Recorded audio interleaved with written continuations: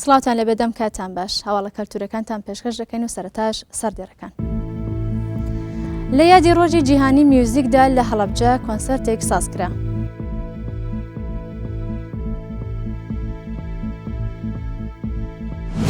لیدی گاگا خەڵاتی ئاژانسی گەشتوگوزاری ژاپۆن وەردەگرێت.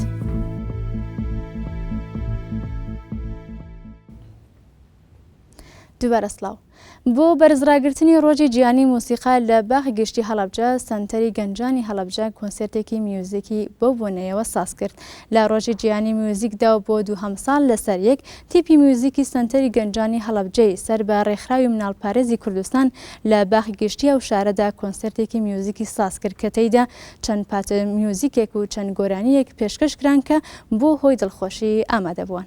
ئەمڕۆ جەژنی جیهانی موزیکە ساڵانە لە هەموو جیهاندا ئەکرێ.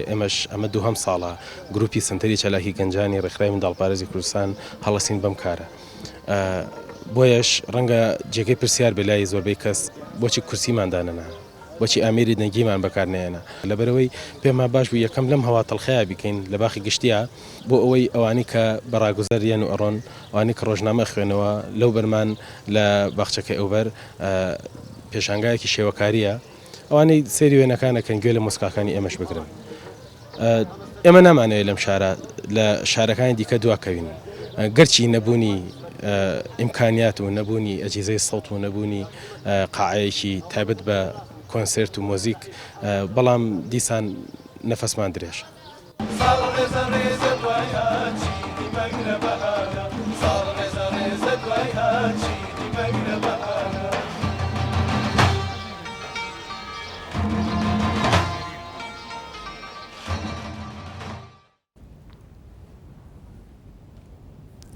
لە لێدوانێکی تایبەت بە NRT هونەرمەند گۆرانساڵە ئاماژە بەوە دەکات کە دواهەمین بەرهەمی کلیپکردنی گۆرانی کیژەیەکە لە ناوچەی ڕواندۆز وێنەگیراوە.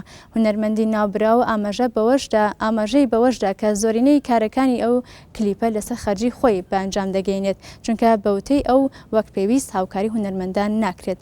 لە بەشێکی تری لێدوانەکەیدا گۆران وەڵامی ئەو کەسانە دەداتەوە کە دەپرسن ئەخۆ گۆرانساڵە بەڕاستی ئۆتۆمبیلێکی لە کلیپەکەیدا تەقاندوێتەوە؟ دوامین کاری منوک و کاری گۆرانی کلیپکردنی گۆرانی چیژێ بوو. ئەو گۆرانێکە ئاوازی خۆمە و هۆنراوەکەی کاک سامی سەباحە لەلایەن کۆمەڵێک برادر لە هەولێر بە سپۆنسێرەتی کۆمپانیایی باڵباس کاک ئیبراهیم بەرواری ئەو گۆرانی کلیپ کرا لە ناوچەکانی ڕەواندز.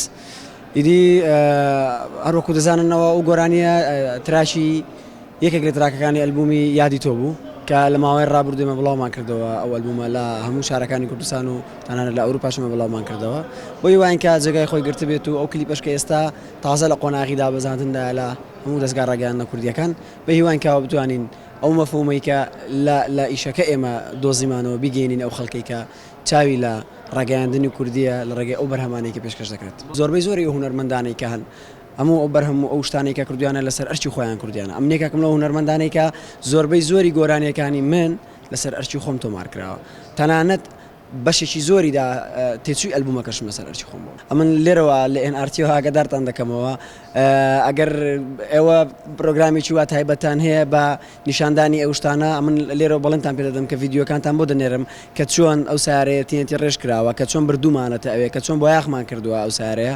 هەموو شتێکی ئەو سارەیە تەواو بووە. پێم وایە ئیشەکە زۆر لەوە گەورەترە کە سارەیەک بکەینە مۆزوع لە ناو ئیشەکە بەڕاستی.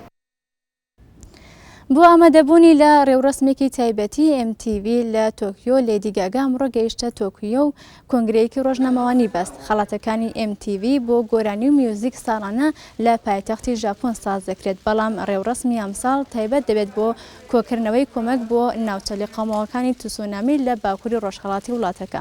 گاگا کە 600,000 کۆپی ئەلبۆمەکەی لە ژاپۆن فرۆشراوە سوپاسی ئامادەبوونی جەماوەرەکەی لە فڕۆکەخانە کردووتی هیوادار بۆ وێنەی لەگەڵ هەمویان بگرتایە. بەهۆی بانگەشەکردن بۆ ژاپۆن ئەژانسی گەشتوگوزاری وڵاتەکە خەڵاتێکی ڕێزلێنانی بە هونەرمەندان ناسراوەکە بەخشی.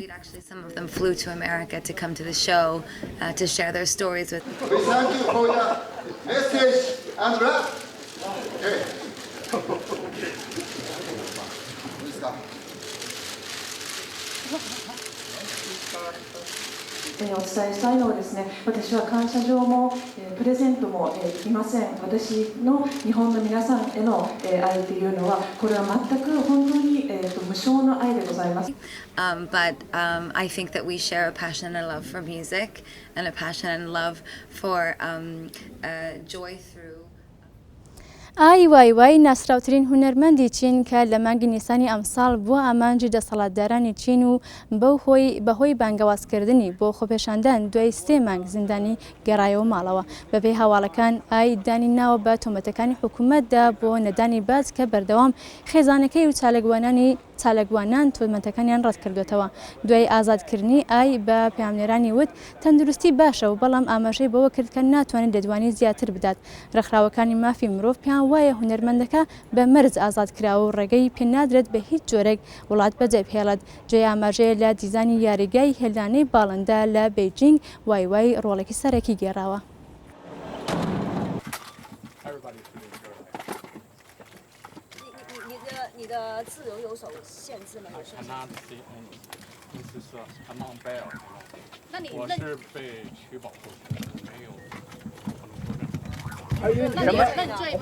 什么时候能说呢？你有犯罪吗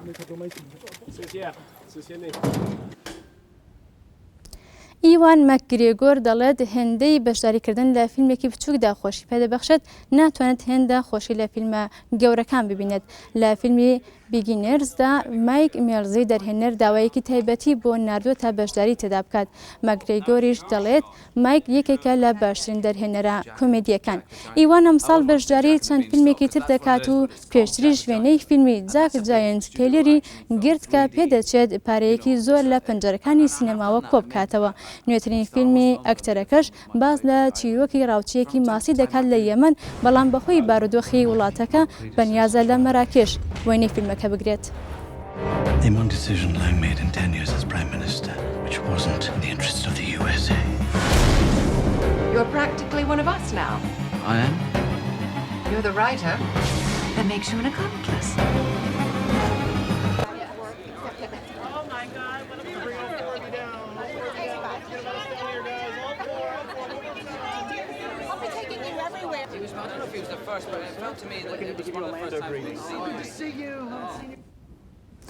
هەواڵە کەلتورەکانمان پێشکەشکردن شاد و بەختەوەر بن.